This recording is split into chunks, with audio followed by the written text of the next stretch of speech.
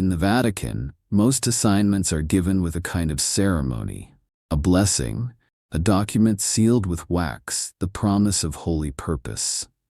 My appointment came with none of that. One evening I was summoned from my quarters, handed a folded slip of parchment by a silent Monsignor, and told only to report after matins.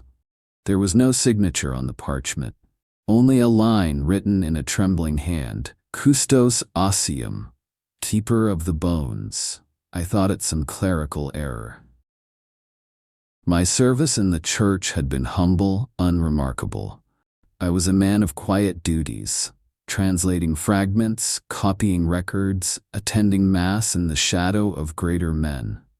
Nothing about me seemed worthy of a title so strange. But I obeyed. We always obey. That night I barely slept. The words rattled in my head like chains. At dawn, I was escorted by two men I did not know. They wore no insignia of office, no colors of order.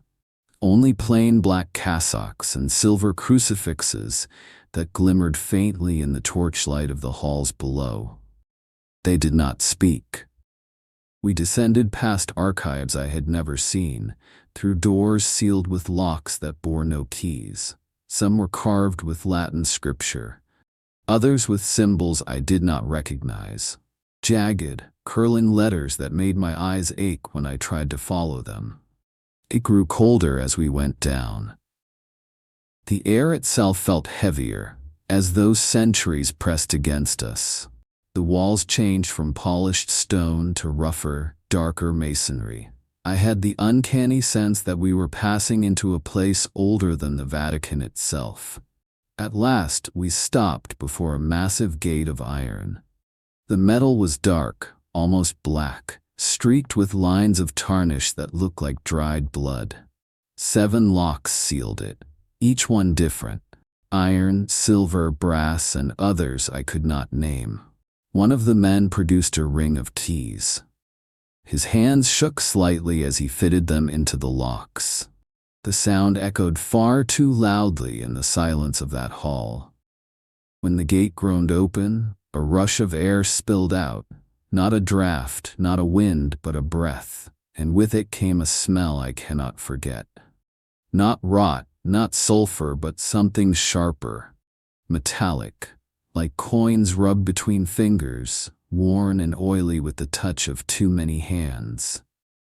The man who opened the gate whispered a single phrase without meeting my eyes. Non liquaris cum eo. Do not speak with it. Inside was a chamber unlike any I had seen in Rome. It was round, domed high above, with walls lined in endless candles whose flames never seemed to waver though the air was still.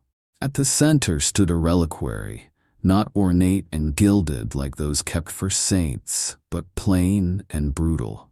A sarcophagus of iron and glass, bound with chains of silver that had darkened with age.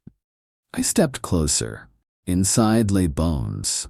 Human bones, but blackened, cracked as though burned from within. The skull was split clean down the middle, the ribs twisted unnaturally. Across every visible surface, marks had been carved. Not by human hand, but gouged into the very marrow, curling and interlocking like an alphabet from some forgotten world. I wanted to fall to my knees, to weep, to pray, but the words died in my throat. I knew, without being told, whose bones these were. Judas Iscariot, the betrayer. The 30 pieces of silver he took had not only damned his soul, but corrupted his flesh, leaving his body marked by betrayal itself. When he hanged himself, the story goes, his corpse did not rest. The earth spat it back. The disciples fled in horror, but others, darker men, or perhaps holier depending on how one sees it, gathered the bones. And when the church rose, those bones were carried here, a relic not to venerate, but to contain. One of the men, the taller of the two, finally spoke. His voice was hoarse as though unused. You are the custodian now. You will remain here. Watch and pray. Never touch the glass. Never listen when it calls.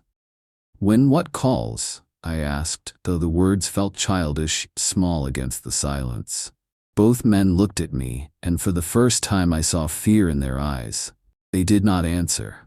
Instead, they turned and left, locking the 7 seals behind them. I was alone with the bones of Judas. I do not know how long I stood before the reliquary, watching the candlelight play across the blackened remains. The marks on the bones seemed to move in the flicker, like worms shifting under skin. I forced myself to kneel and pray. I whispered the Lord's Prayer over and over until my throat ached, but the air thickened. The candle flames bent, not as if blown, but as if drawn toward the bones. And then I heard it, not with my ears, not truly, but inside me, like a memory not my own. A sound of coins clattering onto stone, and a voice, distant, broken, but unmistakably human, whispering words I could not yet understand. I clutched my crucifix and pressed it to my chest. But it was too late. The bones had already spoken. The first night passed in silence, at least silence of a kind. The chamber is never truly quiet. The air seems to breathe, faint and steady, as though the stones themselves remember lungs. The reliquary creaks faintly, like wood under strain, though it is solid iron. And beneath all that, always beneath, is the sound of coins. A faint clinking, irregular, sometimes sharp, sometimes dull, as though silver were dropping endlessly onto stone far below. I thought it imagination, echoes of scripture and story pressed into my mind. But by the second night, I could count the intervals. By the third, I could almost predict when the next coin would fall. On the fourth night, I stopped trying. There is no day or night in the chamber of ashes. The candles do not burn down. No windows admit the sun. Meals are brought through a small hatch in the iron door, always without a word, slid across stone like offerings to a prisoner. Time itself feels treacherous here. I mark the hours in a small journal I keep, but I have begun to suspect my measurements are false. Sometimes I will write for what feels like minutes, only to glance up and find that my candle has burned 2 hours lower. At other times, I will pray for what feels like hours and discover that only a few minutes have passed. The bones have their own measure of time. On the 7th day, I noticed the carvings more clearly. They are not random. At first they seemed like fractures, chaotic scars upon the marrow, but now I see the shapes interlocking, spiraling inward like script. Not Latin, not Greek, not Hebrew, nor Aramaic, not even the pagan runes I have seen in forbidden texts. Something older. And they move, only slightly, the curve of a mark bending when I turn my eyes away, a line longer than I recall when I glance back. I have tested this, tracing the outlines in my journal. Each time I look again, the pattern has shifted, if only by a hair. The bones are writing themselves. That night, I dreamed of silver. I was standing in the temple courtyard, dust rising around me, coins spilled across the stones at my feet, 30 of them, gleaming unnaturally bright. They rang as they struck, sharp and clear. But when I bent to pick one up, it seared my flesh. The voice came then, closer than before. It is not betrayal to obey. I woke with the taste of iron in my mouth and the smell of smoke in my hair. On the floor beside me, where no one could have placed it, lay a single coin. Tarnished, black around the edges, but unmistakably silver. I dared not touch it. I wrapped it in cloth and placed it beside the hatch in the door, thinking one of the mute attendants might remove it. But in the morning it was gone, and in its place a line scratched into the stone, Custos ossium non fugit. The keeper of the bones does not flee. I asked, the next time the hatch opened, who had left the inscription. No answer. only the scrape of a tray of bread and water. But I saw the hand that placed it there, pale, long-fingered, and trembling. On the wrist, half hidden beneath the cassock, was a mark. A faint black line, curling like those on the bones themselves. When I looked up sharply, the hatch slammed shut. I think there were words carved into the wood of the tray as well, but I only glimpsed them. Something about silver. Something about blood. That evening, I forced myself to pray beside the reliquary. I read aloud from the Psalms until my throat was raw, demanding in Christ's name that the voices be silent. They were, for a time. Then as my head bowed in exhaustion, the reliquary shuddered faintly. A dull thud echoed as though something within had shifted. I raised my head and froze. The skull had turned. Not fully, not dramatically, only slightly, a few degrees, but enough that the hollow sockets now faced the glass and me. And though I knew it was impossible, I felt the weight of a gaze settle upon me. That was when the carvings along the jawbone flared faintly like molten silver. I dropped my candle. In the sudden dark, the sound of coins falling grew deafening, and in the blackness, Judas spoke again. Not faint this time, not broken, clear. I did not betray him, I was chosen. I write this now with shaking hands. The skull still faces me. The marks still glow faintly in the corner of my eye, though when I stare directly, they dim. The bones are not resting. They are listening. And worst of all, I am beginning to believe them. I had begun to count the coins. It was madness, I knew, yet my ears sought them out in the silence. The sharp clink of silver on stone, the duller thud of another coin landing somewhere unseen. Always at irregular intervals, but not without pattern. I found myself scratching marks into my journal, tracking the cadence. By the third week, I was certain of it. The bones were speaking in silver. The skull no longer turned when I prayed. It faced me always now. Hollow sockets watching without lids, without eyes, but heavy with intent. The carvings etched across the brow had thickened, deepened, though I knew no human hand could have touched them. The shapes disturbed me more each day. They wound like vines or veins, branching into one another, forming spirals that seemed almost to move if I stared too long. I dreamed of those spirals at night, tightening, pulling me inward until I felt myself unravel into their dark geometry. And in those dreams he spoke. I did not betray him. I was sent. At first I dismissed it, a trick of exhaustion, a mind starved of sleep. But the words were too precise, too deliberate. They followed me from dream into waking thought. I could not pray without hearing them. Sent. By whom? I searched for answers the only way I could, through what remained of the last custodian's journal. I had found it days earlier, tucked between loose stones behind the reliquary.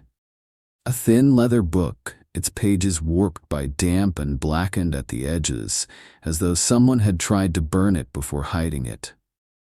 Much of it was illegible, smeared into madness, but fragments remained. The marks will not stop changing. They tell a story I should not read. The silver does not lie where it falls, it moves. He says it was not betrayal, only obedience. He says the priests know this but hide it. He says. The final line trailed off into ink-blotted nothing. I pressed the book shut with shaking hands. The priests had never spoken of the bones beyond warning me not to listen. But this journal hinted at something worse than whispers, something the church itself had chosen to conceal. That night, the voice returned. Not in dreams this time. Awake. I was pacing the chamber, muttering psalms under my breath when the reliquary shuddered. A soft rattle like chains settling. I froze, crucifix in hand, heart hammering. The skull's jaw moved. Not fully, not with flesh, but the bone itself clicked against itself, as though the mouth remembered words.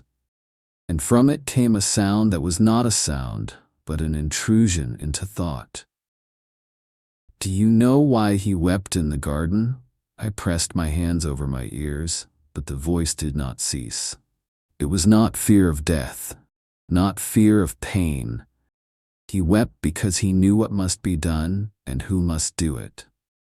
I fell to my knees, whispering the Lord's Prayer as fast as I could, over and over, drowning it out.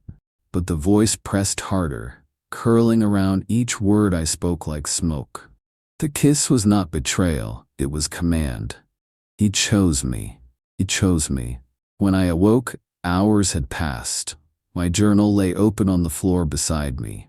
Words were scrawled across the page, not in my hand, not in my ink. Christos, you are chosen too. I have tried to tell myself it is hallucination, that the air of this place poisons the mind, that solitude invents voices. But the silver coin that appeared days ago will not leave me. I have hidden it in the folds of my robes, though I do not remember placing it there. When I try to discard it, my hand refuses. When I force myself to drop it, I find it again in my pocket hours later, cold and heavy. And yesterday I noticed something worse. The coin has changed. A mark runs along its surface, the same spiraling, shifting script that crawls across the bones. It glimmers faintly in the candlelight, as if alive. The priests do not speak to me anymore. When the hatch opens, the trays are shoved through with haste, eyes averted. Once, in a moment of desperation, I cried out to them, begging for answers. Why is it here? Why is it not destroyed? The hatch slammed shut, and I heard only muffled words, because it cannot be. Last night, I woke to find the reliquary open, not fully. The chain still bound it, the lock still in place. But the glass panel had cracked wide enough to admit air. A thin breath, cold and metallic, seeped into the chamber. The skull's jaw had shifted again, and for the first time, the voice did not whisper. It spoke. Christos, come closer. I did not move when it spoke. The reliquary's cracked glass breathed out against my face, and the voice, clear now, unmistakable, slid into my thoughts like a knife through cloth. Come closer. I wanted to flee, to pound the iron door and beg release. But the words of the priests clamped over me like chains. The keeper of the bones does not flee. So I remained, crucifix clutched so tight it cut my palm, and whispered the only word I could manage, no. The voice chuckled. It was not the laugh of a man, not entirely. There was a hollow undertone to it, like stones grinding together or coins rattling in a purse. You guard me, and yet you know nothing of me. They keep you in darkness, Christos. They give you prayers, but not truth. Would you hear the truth? I did not answer, but the silence was answer enough. That night, the dreams returned. I saw the garden, the olive trees black against a moonlit sky. Christ knelt in the shadows, his face pale, his lips trembling with words I could not hear. Tears streaked his cheeks, falling like drops of silver onto the soil. And then Judas came, not with soldiers, alone. His face was hollow, his eyes raw from weeping. He knelt before Christ, clutching the purse of silver in his fist. And Christ, God forgive me, Christ placed his hand over it, pressed it closed, as if to say, this must be done. I woke gasping, my robes soaked in sweat. On the floor beside me lay 3 coins, gleaming faintly in the candlelight. The bones spoke again the next evening. Do you know why the earth spat me out? Why my flesh rotted not? Why my bones blackened? It was not punishment, it was inheritance. The carvings along the femur glowed faintly, lines curling like veins beneath skin. When I touched the silver, something older than man touched me. The bargain was sealed, in coin, in blood, in bone. And what entered me has not left. I pressed my crucifix harder against my chest. "You are a liar," I whispered. The skull shifted, jaw creaking in mockery of a smile. "If I lie, then why do they not destroy me? Why do they keep me here beneath their holy city? Why do they appoint you as warden and never tell you why?" I had no answer. The journal has grown worse. I return to it each night, though I dread what I might read. The script, warped by damp and flame, seems clearer now, as though the bones themselves wish me to understand it. The last custodian wrote of the same dreams, the same coins, the same voice. One entry chilled me beyond all others. I asked the priests why the reliquary has a window. Why place glass over damnation, if not to tempt? They said because the bones want to be seen, and if they are not seen, they will walk. 2 days ago, I noticed something on my hand.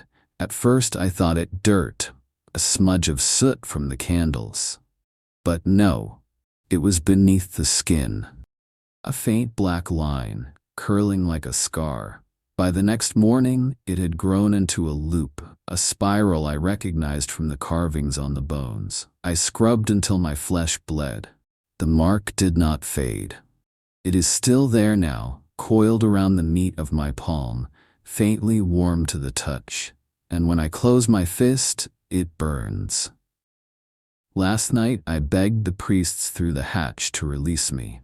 My voice cracked, my hands shook against the iron. There was silence for a long while. Then finally, one voice answered, hoarse, weary. "You are marked now. You cannot leave." The hatch slammed shut. I fell to my knees, pressed against the iron, weeping. From the reliquary came the rattle of coins, and then, softly, almost tenderly, "Do not fear, Custos. I was the first marked. You are only the next." I tried to pray, but the words slipped from me. Every psalm, every creed ended with his name. Judas, woven into the fabric of my prayers, as though he had always been there. And when I finally collapsed into a shallow, feverish sleep, I dreamed not of the garden, not of Christ, but of a rope hanging from a barren tree, and at the end of it, not a man, but a carcass of bones. Blackened bones, carved with living script, swaying gently in the dark. The rope creaked. The skull lifted, and it smiled at me. The mark on my palm has not faded. It grows deeper each day, threading like black veins through the flesh, curling around the bones beneath. It burns when I pray. It hums faintly when I sleep. And sometimes, God forgive me, it moves. The reliquary speaks to me now as though the barrier between us no longer exists. I need not approach, need not listen closely. The voice is in my marrow. You feel it, don't you? The weight of inheritance. It is not curse, Custos, it is covenant. I tell myself it is blasphemy, but the words sink into me like hooks in water. I try to resist, but resistance only draws me further into its current. Last night I asked the question I swore I would never ask. Why do they keep you here? The skull lifted slightly, a sound like shifting stone echoing inside the reliquary. Because they cannot destroy me, and because they dare not release me. It laughed then, hollow and cruel. I am their cornerstone. Did you think Rome was built on Peter? No, Custos. Rome was built on 30 pieces of silver. They hide me in their cellar and build their kingdom above. They speak his name, but they spend mine. I shouted through the chamber that it was a lie. My voice cracked with rage, but also with fear. Because even in my denial, part of me knew it was truth. The church had not chained Judas's bones to guard the faithful. They had chained them because they needed what was inside. The journal confirms it. There are pages I had not seen before. Pages written in a different hand, as though slipped in long after the custodian who kept them was gone. The script is older, ink brown with age, but legible. It tells of a pope who came to kneel before the reliquary centuries ago. A pope who touched the glass, listened to the whispers, and left with eyes hollow as stone. The entry says he carried the silver coin in his pocket to his death. I cannot stop dreaming of the coins. They fall endlessly now, pouring from the sky, clattering around me in mountains of silver. Each one bears my name. Each one bears his face. And in the dream, Judas stands upon the pile, smiling, his hand outstretched. Take what is yours, Custos. The bargain was never mine alone. You too may share it. I wake with the taste of copper on my tongue, as though I have bitten down on blood. Tonight, I spoke to the bones more than I prayed. I hate myself for it, but hatred does not cleanse. I asked, what is the bargain? The skull tilted, carvings shimmering faintly with light that is not light. Knowledge, power, sight beyond sight. I was shown what he would not share. That is why I was chosen, Custos. Not because I betrayed, but because I accepted. The others prayed for bread, for life, for heaven. I took truth. I whispered, trembling. And the price? The voice deepened like stone sinking into the sea. Flesh for coin, blood for word, bone for eternity. And then softer, almost gentle. The mark is already upon you. You are already counted. I tried to flee the chamber then. I hurled myself against the iron door, screaming until my throat tore. The hatch opened, not to release me, but to reveal an eye, watching me. Human, but rimmed with the same black spirals that now crawl along my hand. The voice of the priest beyond the door whispered, we all bear it, every keeper, every priest who tends these halls, Rome itself. You cannot leave, Custos, you belong to the silver now. The hatch slammed, I fell to the ground, and the bones laughed until my ears bled. This morning, when I looked at the palm of my hand, I found something clutched there.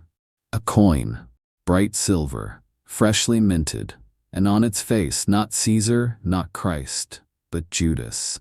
The coin has not left me. I tried to cast it aside, to fling it against the stone floor until it bent or shattered. But each morning it is there again, pressed into my palm, cold as ice. And when I hold it too long, the carvings on my flesh burn hotter, as though the metal completes a circuit between me and the bones. It was through that circuit that the visions began. The reliquary spoke softly, as though coaxing me into a dream. Come, Custos, you pray to a story. Let me show you how it truly was. The chamber fell away. I stood in the Garden of Gethsemane, moonlight like silver fire across the branches of the olive trees. Christ knelt a short distance away, his robe heavy with sweat, his lips moving in silence. I could not hear his prayers, they were sealed from me. But I could hear Judas. He stood at my side, clutching the purse to his breast, his face pale, his eyes hollow. Do you think I wished this? He whispered, though Christ did not stir. Do you think I longed to see him suffer? No. I longed to know what he would not tell.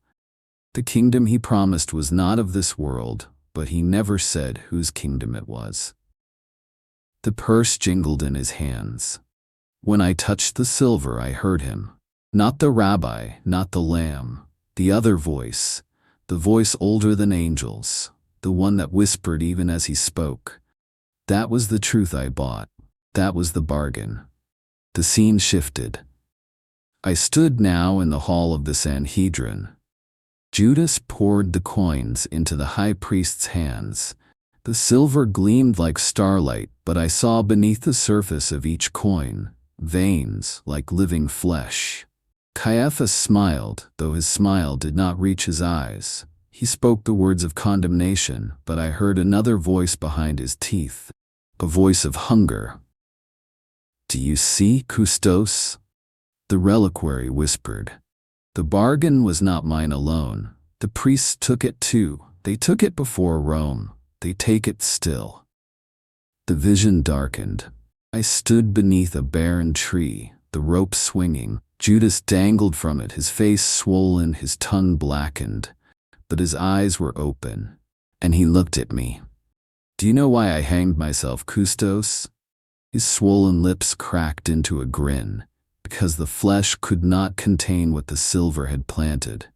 My bones were marked before the rope took me, and when my body burst, what lived in me stepped free. The corpse twitched, split, and from within the body spilled not entrails but coins. Thousands, millions, pouring endlessly, rattling against the stones, filling the valley until I drowned in them. Each coin bore a face, priests, kings, popes, their features hollow, their eyes spiraled with the same mark burning in my hand. I woke screaming. The chamber reeked of copper and ash. The coin lay against my chest, hot as if pulled from a forge. And when I turned it over, I saw something new. The image of the rope, etched into the silver, where before there had been none. I begged the bones to stop. I shouted until my voice failed, cursed them with every prayer I could muster, scraped the mark on my hand raw against the wall until blood slit the stone. But the reliquary only hummed, like a beast purring in satisfaction. You cannot unsee truth, you can only deny it, and denial is the seed of faith. Tonight, I write this by trembling hand. The dreams are no longer dreams. When I blink, I see him. Christ, weeping in the garden, Judas clutching the purse, the rope swaying in the dark, and in the silence between heartbeats, I hear the clink of coins falling against stone, endless, inevitable. And the voice of Judas whispers in my blood, "Your betrayal is yet to come, Custos, but it will come." The visions have changed. No longer gardens, no longer 30 coins. Now when I hold the silver, when the mark on my palm burns too fiercely to ignore, I am drawn downwards, down where light cannot reach. The reliquary whispers with delight when I resist. You prayed to be spared flames and pitch. Fool. Hell is not fire, Custos. Hell is depth. Fire consumes, depth devours. And then the chamber folds in on itself, and I fall. Not in dream, not in waking, in both. I landed upon a plain of ash, endless and shifting like a sea frozen mid-wave. The ground was bone dust, fine as flour, rising in clouds that stunned my throat. Figures knelt in rows, men, women, children, all faceless, their heads bowed. Each clutched coins to their chests, pressing them so tightly their rib cages had caved inward, bone piercing through skin. And above them a sky that was not sky, but a vast ceiling of roots, black and pulsing, dripping thick tar. The air trembled with whispers, millions of voices muttering bargains, prayers, pleas, not to God, not to Christ, to Judas. He stood among them.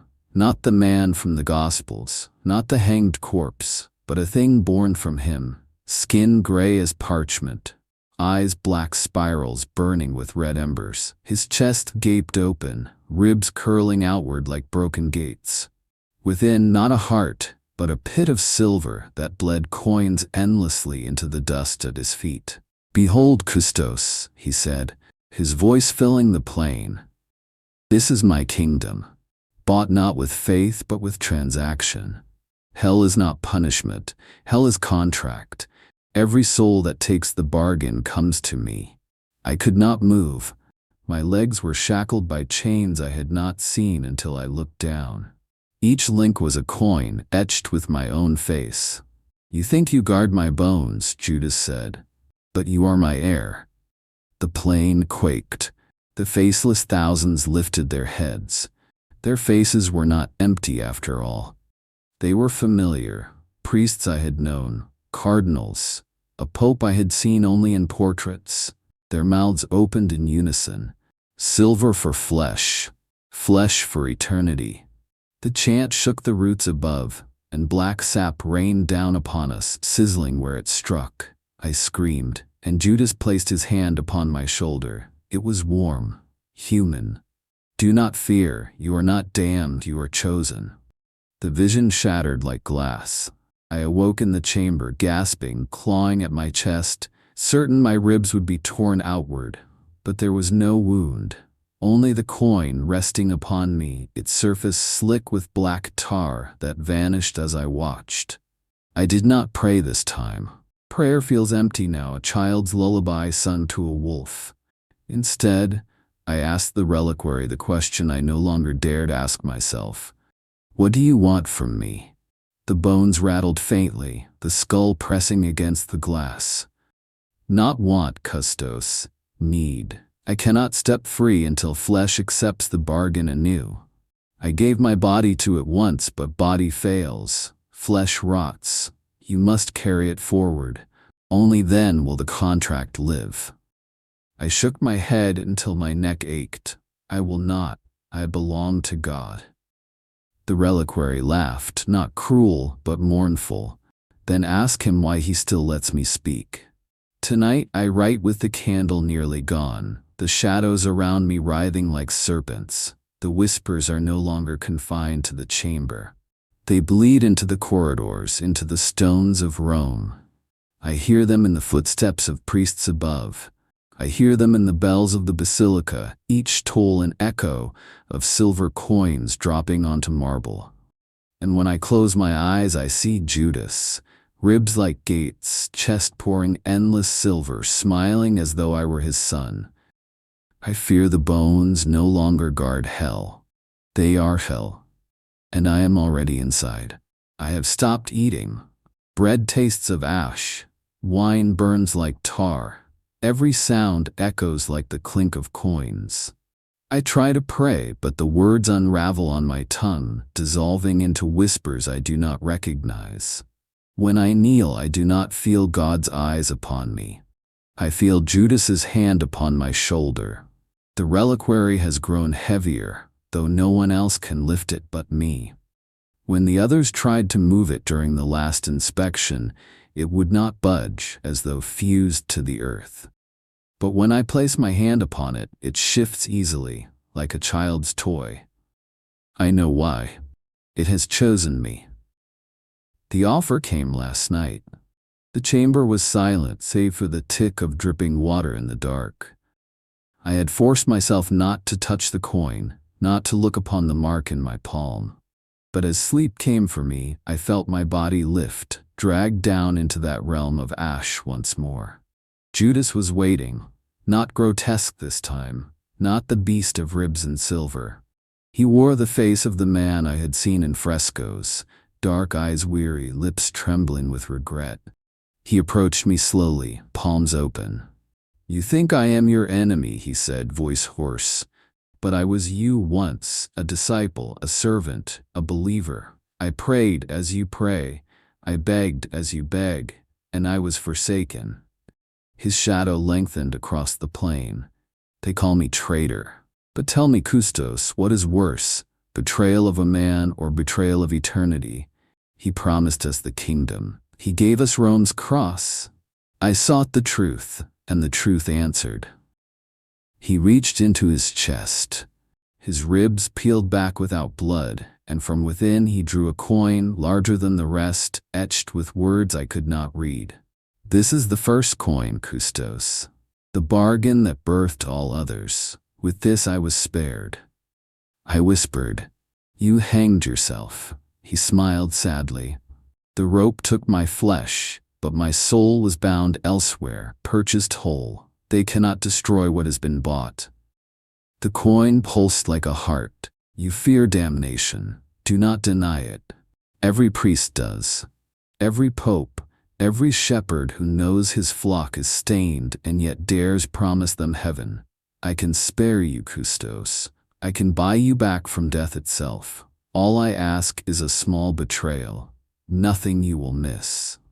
I wanted to say no. I wanted to scream no. But the ash shifted beneath me, and I saw them again, the faceless thousands clutching their coins, the endless rows of priests, their eyes hollow, their mouths murmuring contracts, and I felt the chains around my legs, the links etched with my own face. I was already part of it. I awoke on the chamber floor, my throat raw from screaming.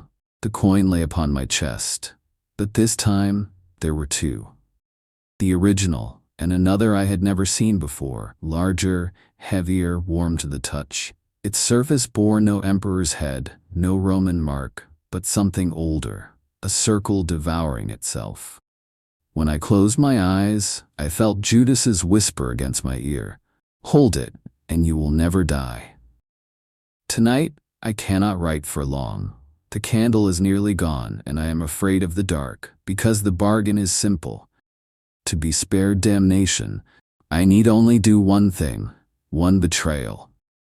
But it is not yet clear whom I must betray, and I fear the bones will tell me soon. I did not sleep for 3 nights. When my eyelids closed, the whispers surged like a flood.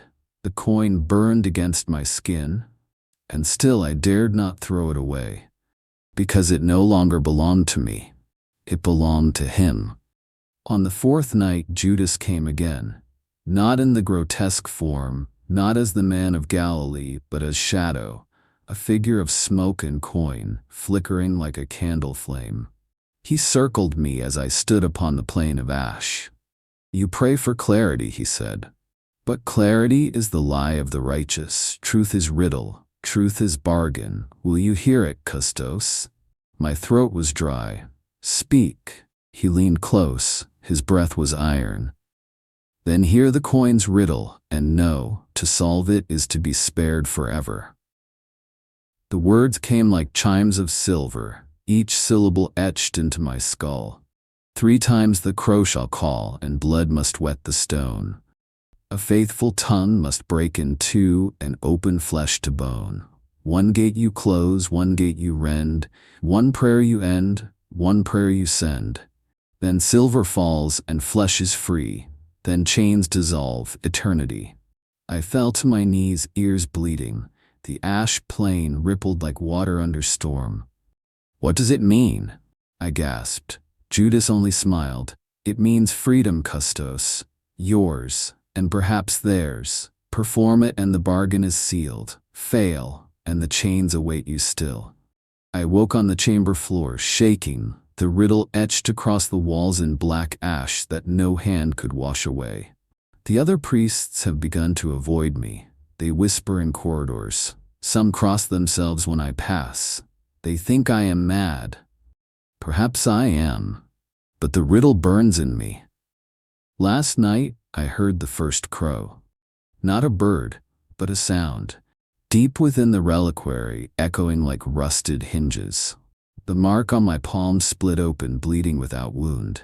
The blood hissed upon the stone floor, forming lines that curved into shapes I had only seen once before. In forbidden texts buried in the Archivum Secretum, the language of the fallen. The reliquary shook with hunger, the bones rattled until the iron cracked, and I realized the truth. This was not my damnation at stake. This was the world's. But even knowing, I cannot stop, because Judas has promised me eternity, and the riddle is already in motion. I write this by candlelight, though the air itself glows now with a sickly sheen. The riddle gnaws at me line by line. I have traced it in prayer, in penance, in blood. I have sought counsel, but who can I trust? The others flee my gaze. The archivist who trained me has vanished, and the reliquary no longer hums, it breathes. I know what must be done. I know because the riddle wants me to know. 3 times the crow shall call. It came again tonight. Once when the bells rang for vespers, a sound beneath the tolling, a crow that was no crow. The second came as I entered the chamber, the reliquary groaning like a throat clearing before speech. The third came just now, as I put quill to page, a hollow cry, deep within the marrow of the world. The first line fulfilled, and blood must wet the stone. My palm split open again, the mark refusing to heal. The blood dripped onto the reliquary's base, hissing as if quenched on flame. The iron drank it eagerly, lines of rust spreading like veins. A faithful tongue must break in two and open flesh to bone. Father Marcellus found me then. He begged me to stop. He said I was deceived, that I was serving the betrayer, not Christ. His words stung, they shook me. But Judas's whisper rose inside me like thunder. One betrayal, Custos, nothing you will miss. I silenced Marcellus with my blade. His blood fell upon the stone, his tongue lolling as his head struck the altar. His body twitched, and for a moment I thought I saw silver coins scatter from his ribs.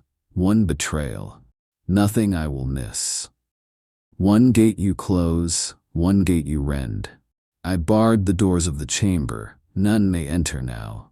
The gate of the living is shut, and before me the reliquary groans, its seams splitting as though ribs of a corpse pried apart. I rend its gate, I pry it open. The bones of Judas lie within, blackened and cracked, yet thrumming with life, and around them coins fuse to bone, like barnacles to shipwreck. Their surfaces shimmer with faces I know, saints, priests, the popes of centuries past, all smiling, all dead.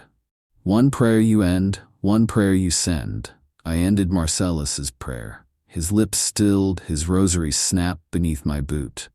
And now I speak the prayer Judas taught me in the ash plain, the one no saint should utter. Words older than Rome, older than Eden. Words spoken not to heaven, but to the place beneath it. My throat burns, the candle gutters, the chamber swells with heat. The prayer has been sent. Then silver falls and flesh is free. It rains in the chamber, not water but coins. They fall from the ceiling, from the cracks in the walls, from the very air. 30 at first, then hundreds, clattering, striking my shoulders, cutting my skin. Each bears my face now, and the bones rise.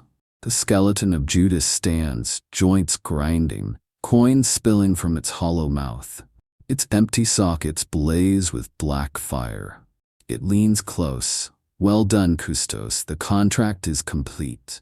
Then chains dissolve, eternity. The reliquary shatters. The bones explode outward, 1,000 fragments spinning into the air, burning like meteors. The ground shakes, stone splits. The chamber floor falls away, revealing an endless chasm. From below, the wailing begins. Not one voice, not 1,000, but every voice. The voices of the damned. A tide of suffering rising up, and with it heat, smoke, wings, claws. The first clawed hand grips the edge of the chasm. Another follows. The chamber is no longer the Vatican crypt. It is a gate, and I have opened it. The world trembles. I see fire climbing the horizon through cracks in the stone. I see shadows stretching into the city above. I hear bells ringing wildly, then silenced by screams. Judas turns to me, his body a storm of coin and bone. His grin splits ear to ear. Do not fear, Custos, you are spared. Eternity is yours. But the world belongs to us. The chamber splits. I fall, the last candle dies, and so begins the end.